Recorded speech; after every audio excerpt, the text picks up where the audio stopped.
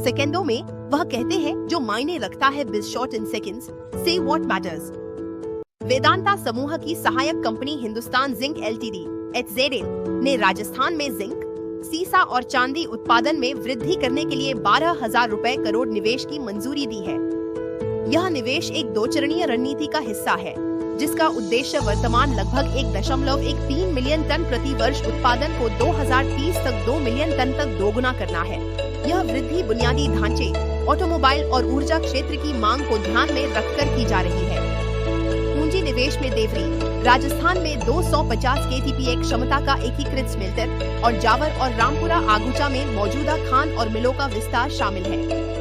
यह परियोजना 36 महीनों में पूर्ण होने की संभावना है और इसे आंतरिक नकद प्रवाह और ऋण के संयोजन से वित्त पोषित किया जाएगा।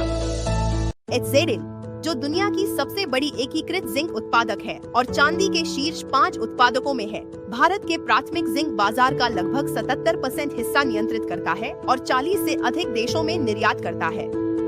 CEO अरुण मिश्रा ने कहा कि यह क्षमता वृद्धि भारत की महत्वपूर्ण धातुओं में आत्मनिर्भरता की दिशा में एक कदम है, जो वैश्विक प्रतिस्पर्धा में भरोसेमंद आपूर्ति सुनिश्चित करेगी।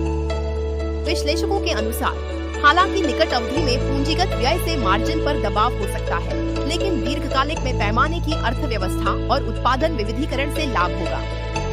जिंक की कीमतें लगभग 2,503,000 टन भी इस विस्तार को समर्थन देंगी।